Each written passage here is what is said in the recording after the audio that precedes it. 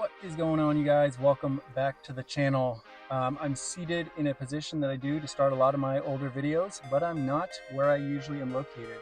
I'm up the mountain a little bit where I like to film a lot of my videos. It is a hot day.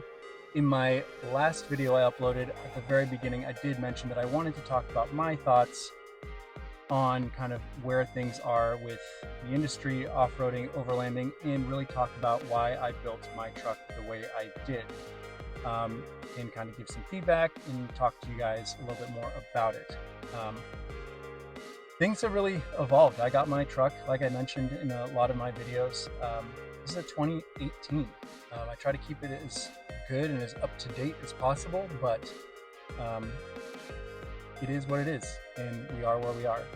So this will be my first video where I'm kind of just sitting and talking. I will definitely include some B-roll overlay throughout the video, but if you're more comfortable just listening, you can kind of minimize that window and kind of continue doing what you're doing if you're doing this on a computer, that is. So that being said, let's get into the video. All right, let's dive right into it. Let's start at humble beginnings. For those of you who don't know, before the Tacoma, I had 3 Subarus. I had a Subaru Crosstrek, modified to be off-road, 5-speed manual, slow as a dog, but super fun. I also had a Subaru BRZ that was stage 3 or something, probably my second most heavily modified vehicle I've ever owned, next to the Tacoma, yours truly. And then right before the Tacoma, I had a 2018 Subaru WRX STI. That thing was fun, super fast, but I was slowly starting to come out of my boy racer kind of mentality. I really wanted something that was more like the Crosstrek, which I had had years before, and wanted to get more into off-roading and something that kind of fit mine and my wife's lifestyle, or what we wanted to aspire to at the time. And so I ended up starting to look for a Tacoma. Funnily enough, when I had the Crosstrek, Subaru also came out with a sand colored Crosstrek, and I really wanted one. I ended up getting a black one because I kind of settled on it. It was a 5-speed. That was really important to me. But I really was drawn to that sand color. And then I think it was in 2016 when Toyota dropped the quicksand color variant. I knew that if I were to get into a Toyota Tacoma, which I was already kind of eyeballing, looking at trucks throughout the day on the internet, that would be the color that I wanted. I had already started to follow some other now very big people on Instagram with quicksand Tacomas, and that kind of was where I then began to sort of think about what the eventual build was going to look like. But at this point, I just had a truck. Pre-COVID, it was, everything was great out here on the Central Coast, so that's kind of where I was at that point in time. Next came the big incident. 2020 happened. It was a 2018 when I got it. I got it on Christmas Eve or Christmas Day 2018, so it was a 2019 model. So I'd had the truck now for about a year. I think it was bone stock for all of 2019, and then in February of 2020, about a month before the pandemic hit, I actually went and got my Bilstein 6112s and 5100s in the rear. And I also threw on the Icon wheels that are still in the truck today, and I got a set of Falcon Wild Peak mud terrains. Again, we've talked about this in many videos. And then 1 month later, I didn't do anything. The pandemic hit. And that's when I started to really, watch a lot more YouTube videos, see really what the kind of overland world was about. So ironically, now making YouTube videos, YouTube is kind of where I started, really starting to gain momentum in terms of interest and, wanting to explore and using this vehicle as a means to do that. So I followed, a lot of the ones that people really know from humble beginnings. Jillian Rebecca, her truck was kind of moving quickly in comparison to mine. Everyone knows about Mike over at Last Line Defense. His truck was quicksand when he first got it, and I watched a lot of his videos. And a lot of those videos really got me through the pandemic, I hadn't ever participated in this hobby before, and so I had lots of content to kind of sift through over the years. And I think, for the better half of 2020, 2021, I was just really doing research. Um, and what I really knew I wanted to do, first off, was get a rooftop tent. Nothing else was done to the vehicle, especially being on lockdown. I knew that my wife and I wanted to kind of see some of these places I was seeing on the internet and on YouTube. And it was, an option that we had, that not necessarily, there weren't any rules about being locked down outside. So we could, drive up 395 and go camping. And it wasn't something that had rules tied to it at the time. So, you know, the projection so far has been, I got the vehicle, I really wanted it. I came from, already modifying vehicles in the past. And, moving forward, I was like, okay, well, maybe I'll modify it with intention instead of just, usually it's just looks. You want something that looks cool. BRZ, sounded cool. It was fast, but like, when are you really going to be breaking any laws in those cars? Which I never got a ticket. And so once we did our first, I think it was like a 2 or 3 day overlanding trip up to Alabama Hills, back before it was swarmed by social media, drone videos and all that. We went up there. It was like 20 degrees that night. It was super awesome. Not a lot of people out there. It was right around Christmas time, probably like December time frame. I do think I have a video about that, so I'll link it down below if I remember. And when I got back from that trip, I really started to think to myself, wow, that was really fun. I want to do that again. But I know I'm not going to go super aggressive like some of the guys that I've been following. Even outside of like quicksand Tacoma videos, I was watching a lot of other creators make a lot of videos. And I knew that I wanted to build the truck in a way that was going to work for both myself, my future wife at the time. We didn't have a dog. And so it was just really like a slow process. And I talk a lot about doing a slow process and enjoying the build, figuring out what works, not necessarily jumping all in, because I've got friends and acquaintances. There's people I follow. They'll buy a truck, and some of these guys bought 2024 Tacomas, and those are like built to the teeth at this point in time, and they've had it for 2 months. I don't see how you can really enjoy something like that. But who am I to judge? I don't like to kind of put that on people. I think everyone should kind of move at their own pace. So I was moving kind of slow, and the next few years are really where things started to come into play. And what ended up happening is the next year was when like Instagram, and again, I'll back up. I started doing mostly Instagram. YouTube has been kind of a byproduct of that. There was one video I posted on Instagram right when like the Reels came out, and it was like no one really knew about it or what it would be. I posted one reel, and I think it got like 100 and maybe 200,000 views in like 2 days. And so all of a sudden I had a bunch of people who started to follow and started messaging me about this, that, and the other. Have you ever considered doing this? Oh, we really like that. Love the color. Is it a custom paint job? Blah, blah, blah, blah, blah, blah, blah.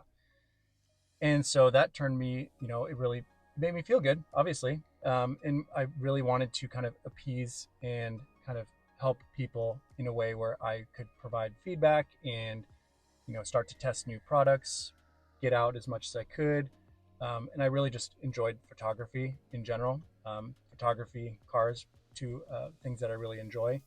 And that's kind of where things started to take off. And from there, it was, it was making maybe 1 or 2 big purchases a year, set of headlights and taillights. It's a lot of money. New set of tires, that was last year. It's a lot of money. And so I really tried to take the build pretty slowly. Throughout the years, I've done like things here and there that I think that I think I would really enjoy on the build, all the while knowing very well, I'm always aware of this. This is my daily driver. I drive this every day. I can't be building this out on portals because we use it for, commuting, small trips, rarely, but sometimes my wife likes to take the truck, and I want to make sure that it's still usable on a daily basis. that brings me to today. One thing I've really noticed about the industry is it used to be, and especially as it blew up because of the pandemic, people were really excited to get out and do more. And I actually saw lots of people getting out and doing more just with, regular vehicles. If you got four-wheel drive in a Honda Pilot, something like that, power to you. Obviously, it came to me when it came to me. I was already interested in modifying vehicles, so that's kind of where I landed where I am today. Um, but I feel like the industry has become overwhelmed with the amount of products and really trying to push all products on people in a way where, you know, it's making people feel like if they don't have this product, they can't do this thing. And I don't like that mentality, excuse me, at all.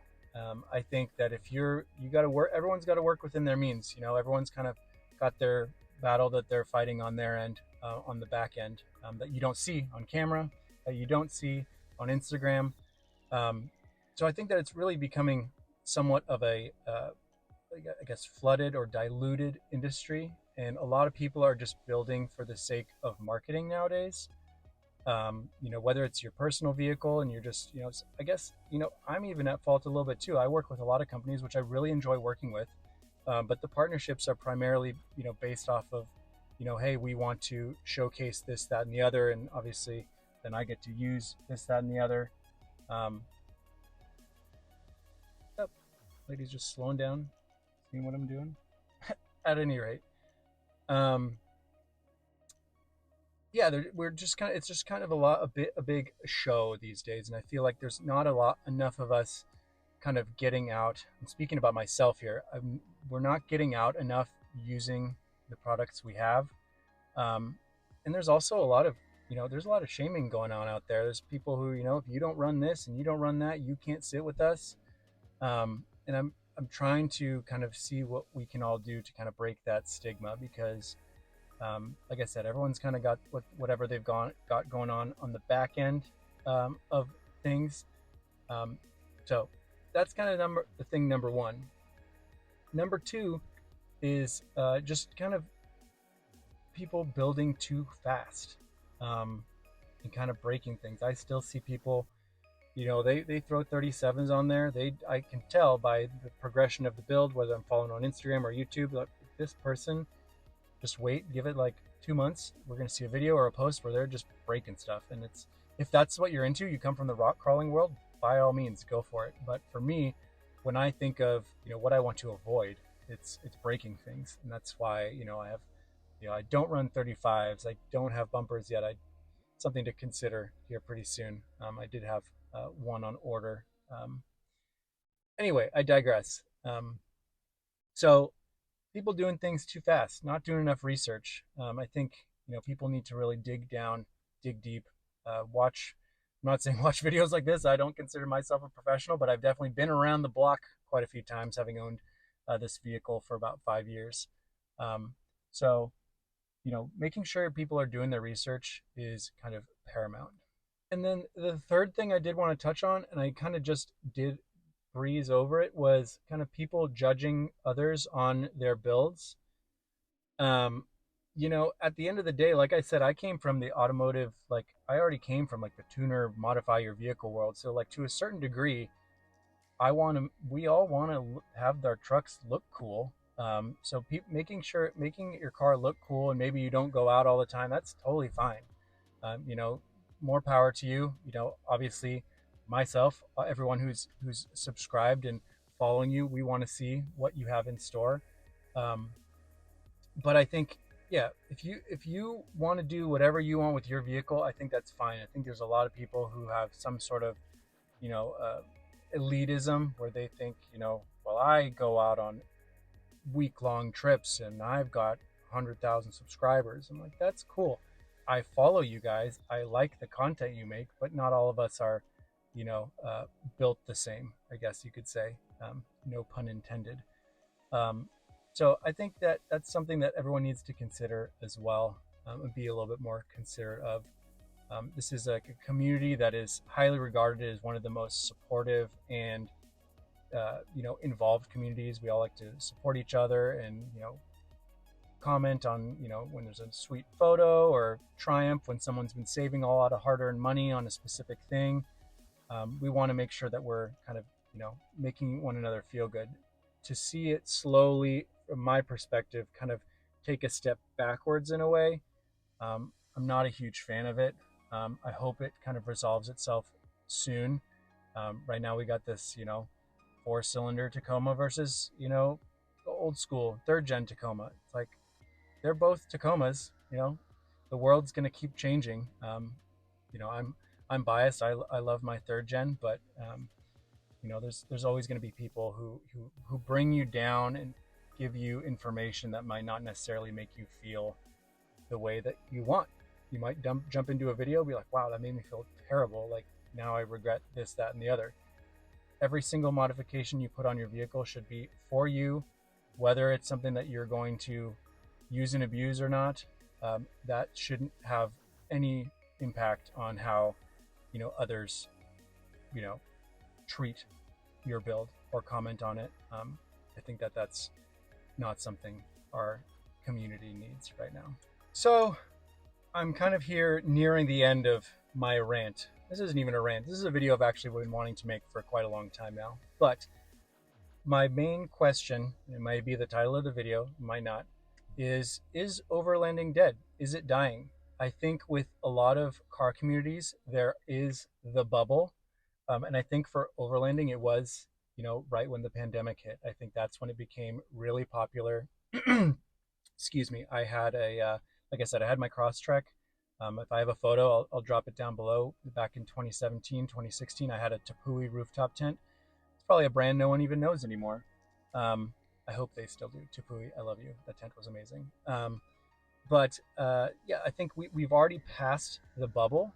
And I think maybe it's a byproduct of generations, of ages. But I think we've really surpassed the bubble. And I think what's to come in the next few years, especially with electrification, with the new Toyotas, that's going to really push it into a new direction, because there's going to be a lot more shortcomings, issues with warranty, bound to happen. Not necessarily a fault on Toyota or any brand. It's just going to happen. We've already seen it with the Cybertruck, like people trying to take it out on, long trips. You don't have that kind of range. So I think, not to say that the new Tacoma, which I think has much further range and is a far superior vehicle, but there are going to be things that change in the next few years. And I'm interested to see what they are, especially when you look back on builds from 2016, 17. They look much different. Granted that the products have changed, so it's kind of been overall an improvement, but now we're actually able to look at like a Tacoma with bumpers from older brands and be like, hey, that's the bumper that came out in 2016, and no, they don't make it anymore.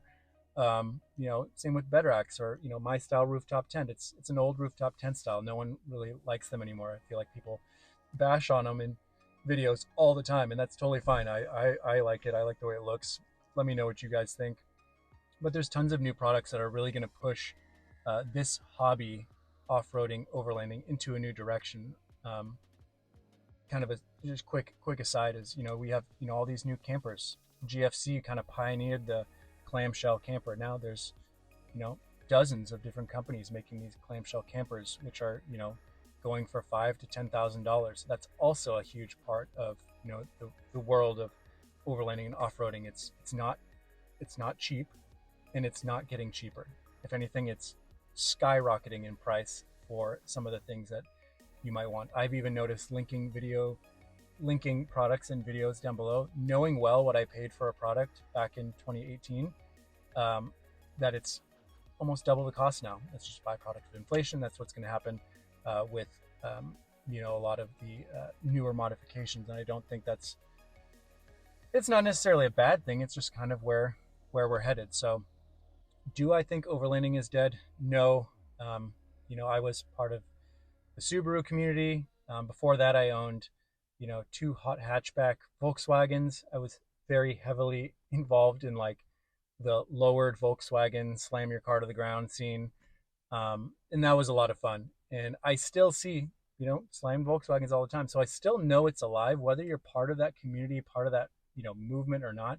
It's still going to exist, but it may not exist the way you and myself think of it.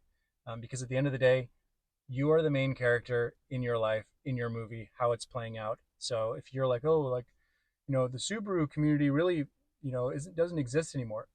Not necessarily true. It just means that you aren't part of that community anymore. So you're not kind of keeping up with the times. Um, and that's kind of how I feel with the overland community right now. Is it's just in a very fragile state of change where a lot of companies are adjusting, and I think it'll be about a year and a half before we really see what that looks like moving forward. So that was kind of like the long story, where I started, why I built the truck, how I built the truck. Hopefully I was able to include some photos and some clips from over the years to kind of make this a little bit more interesting. But yeah, if you have any questions or any comments, hopefully this isn't so like a super controversial video.